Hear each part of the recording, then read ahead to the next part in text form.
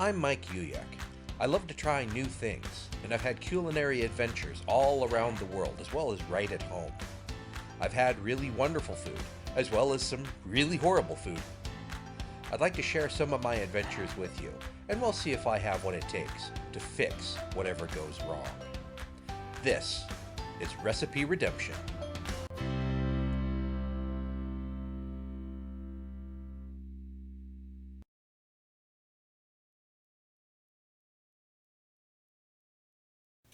Hey kids, want to go for a ride?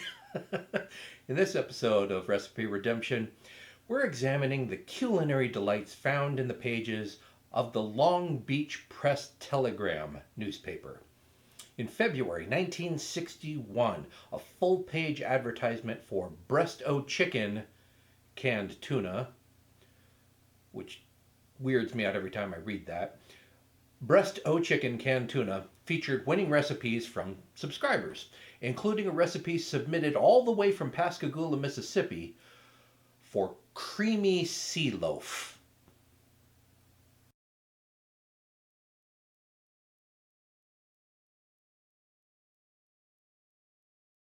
Yes, lemon Jello and canned tuna fish. Two great tastes that taste great together.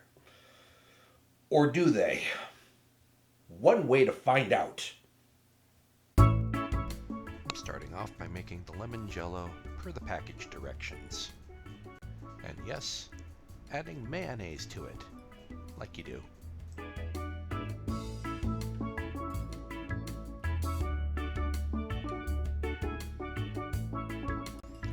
Don't forget that creamy horseradish sauce. A teaspoon of vinegar went into this as well, which I didn't show. Then whisking to combine and refrigerating for about a half an hour until it starts to set up something like this. Then whisk again just to reincorporate the stuff that's already thickened. At which point you can add the rest of the ingredients. Can of sliced black olives and the tuna. About a half a can. That's what the recipe, well, this is a smaller recipe, so that's what it's calling for, is about a half a can of tuna. Some chopped celery, and some hard-cooked eggs, chopped up. Then, stir to combine. Then refrigerate until firm, at least a couple of hours. Oh, don't forget to cover it with some cling wrap.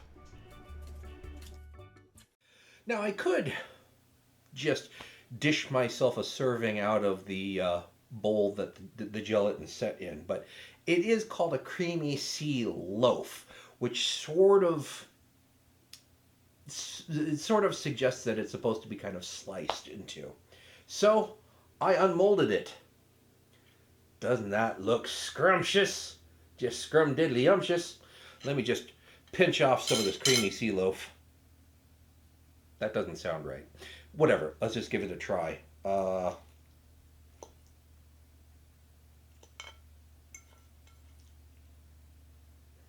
You can do this. Okay.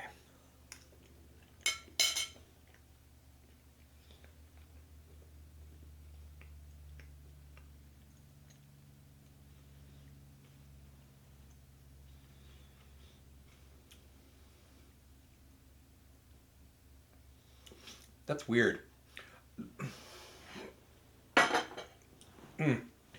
There's something just strange about sweet tuna. The lemon Jello is really, really predominant in the flavor profile. It actually, oddly enough, it overpowers the flavor of the tuna. You get the tuna as sort of an aftertaste. It's almost not there. Um, it's weird. It's really weird because of that sweetness. You're not expecting something sweet for dinner, um, and particularly in connection with fish. There's got to be something different from this. And then here's where I'm going to deviate slightly from the Creamy Sea Loaf. Well, I'm going to deviate quite a bit from the Creamy Sea Loaf recipe. Because despite what people believed in the 60s and 70s, not everything has to have gelatin in it. But there is a way to have seafood suspended in a loaf, well, that actually tastes good, um, and is a little bit more subtle in flavor, a little more sophisticated than this, and that's a terrine. In place of gelatin, we're going to use whipped egg white, plus some of the aforementioned seafood, since cooked proteins tend to set up firm just like a gelatin does. Um, the recipe that I'm going with comes courtesy of Michael Ruhlman. Now, according to the recipe that I've got for a seafood terrine, I've got about a pound of shrimp, and I'm just using these small fancy shrimp because I'm going to puree this anyway, so it doesn't really matter. And I've got some liquid egg white, which I'm going to put into the food processor and puree until it's pretty smooth. I want this chopped up really well because we're making a mousseline. In the meantime, I'm adding here what is a cup of heavy cream with some saffron, and that's been simmered over high heat for a few minutes and then infused. I'm slowly drizzling this in, and theoretically this whole thing should whip together into a thickened, sort of spreadable mixture. But I let this go for a good long time and it never really thickened up. So I think the instructions are kind of incomplete, because I ended up with this, which is nowhere as thick as it was described. I have some more leek, thoroughly cleaned, diced small, and sauteed in butter. To that, I'm also adding some scallops. About, calls for 4 ounces. I have a little more because I really like scallops. And also a can of lump crab meat.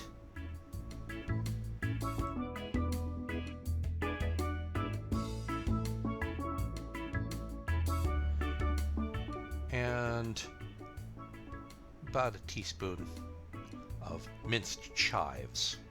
And then I'm just going to gently fold that together to combine.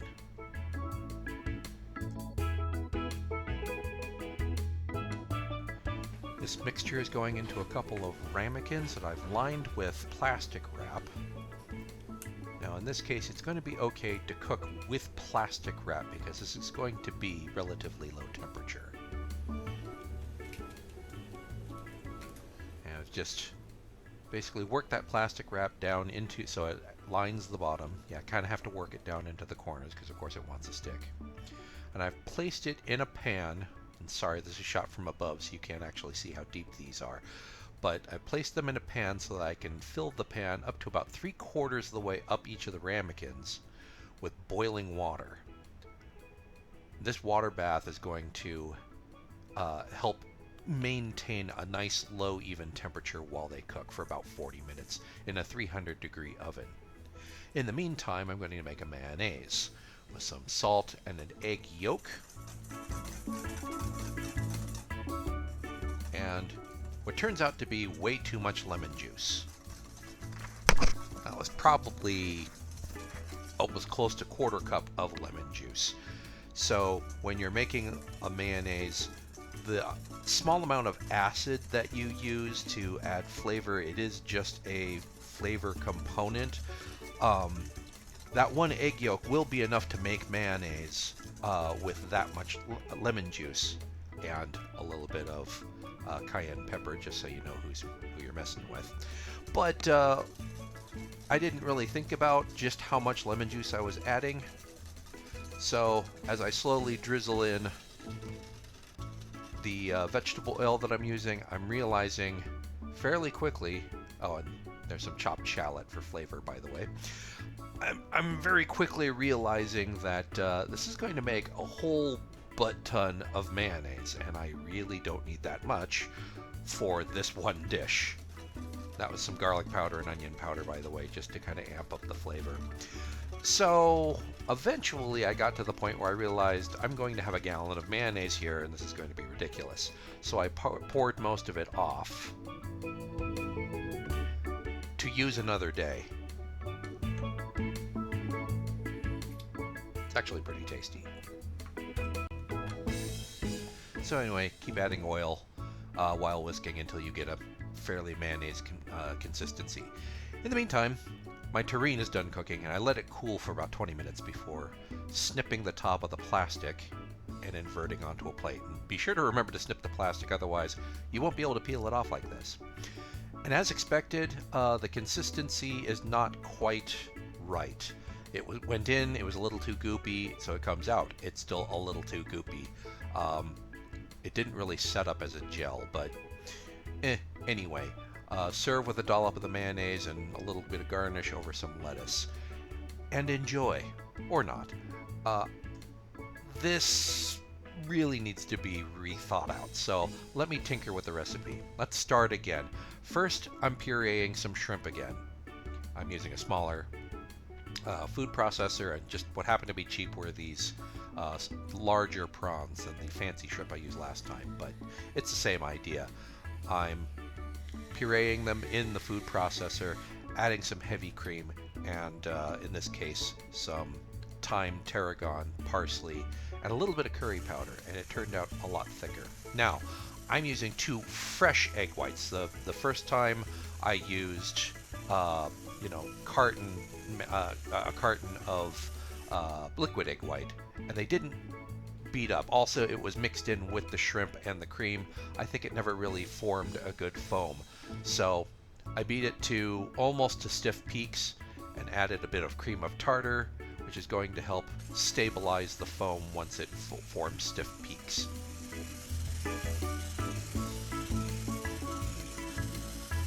Once you have stiff peaks, you can add the shrimp mixture. Off to one side. And gently fold to combine. You don't want to break up all those air bubbles, so you want to incorporate this gently so that it still has volume and this mixture becomes light and airy. It's still going to be thicker and more spreadable than my first attempt, so this is already a lot better. And just as before, scoop into some prepared ramekins lined with plastic wrap. Fold over the top of the plastic wrap once you have these filled most of the, about a little over half to 3/4 of the way full.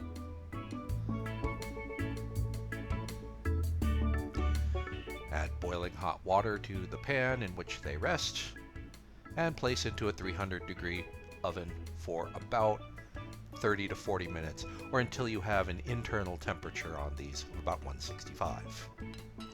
Once again, once they're done, let them cool a little bit, then snip the top of the plastic wrap and invert onto a plate. Obviously remove the plastic wrap gently, and it is still going to be fairly soft and delicate, but as you can see, this is much more sliceable than my first attempt. So this is more like it.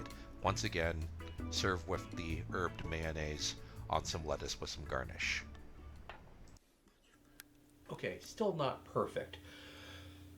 The fresh egg whites were much better, much better, and actually achieved stiff peaks like we were trying to get. They reached the sort of runny, soft peak stage about 5 times faster than my first attempt. The cream of tartar also helped to stabilize the foam so it didn't collapse when I folded in the shrimp puree. So, lesson learned: if you're actually doing any sort of meringue or beaten egg white thing, use fresh egg whites. Don't use the commercial cartons of liquid egg whites. They've been pasteurized. They oftentimes have citric acid added to them. They've had stuff done to them, which means that it is possible to whip up a meringue with them, but it takes a lot longer, and you may or may not actually achieve stiff peaks. And from what I understand from a little further research, you potentially get kind of a slimy texture to them. So they're just it's just not ideal. So use the fresh egg whites. Your the selection will be you'll be rewarded by doing so. Now let's talk about the flavor. On both iterations of the seafood terrine, the flavor is exceedingly delicate. Um, I could have gone with a bit of grated lemon zest in the mayonnaise to kind of amp up the citrus element because the sauce was actually a little bland. The shallots were nice, but not quite enough. Um, in the second iteration, although it was definitely firmer, you could see it is actually sliceable now. Um, and obviously, I didn't have all the fancier seafood in it. It was just a shrimp terrine. But I think I needed a little bit more cream into it to kind of give it that nice smooth consistency. It kind of ended up being a little bit grainy, and maybe I just didn't blend the shrimp quite enough. But it was a little bit grainy. Um, my addition of the curry powder was actually a nice touch, but still, even with the imperfections in my technique, some needed modifications to the recipe, it's still a quantum level above the creamy sea loaf. If I serve a fancy brunch sometime, I might just pull this one back out. But it's a little expensive with the fancier seafood ingredients and a bit labor intensive to produce after work on a random Tuesday evening for this to be a regular contributor to the standard weeknight menu playlist. I realized the creamy sea loaf recipe was written with convenience and speed in mind, but sometimes I think in order to do something right, a little more time and effort are really necessary to produce something worth actually eating. So, what do you think of the creamy sea loaf and my attempts to redeem it? I think I did. Mm, my adaptation of Michael Ruhlman's recipe seemed to work out pretty well once I kind of iron out the wrinkles, but it's still it's still you know quite a bit of an improvement on the creamy sea loaf. But what do you think? Did I succeed in redeeming it? What would you do? Leave your comments down below, and you know the drill. Like, subscribe, um, and pass on to anybody you think might be interested. And please keep ideas coming. I'm always on the lookout for new things to try on this channel. So until next time, I'm Mike Uyak. Thank you for watching, and I'll see you again on Recipe Redemption.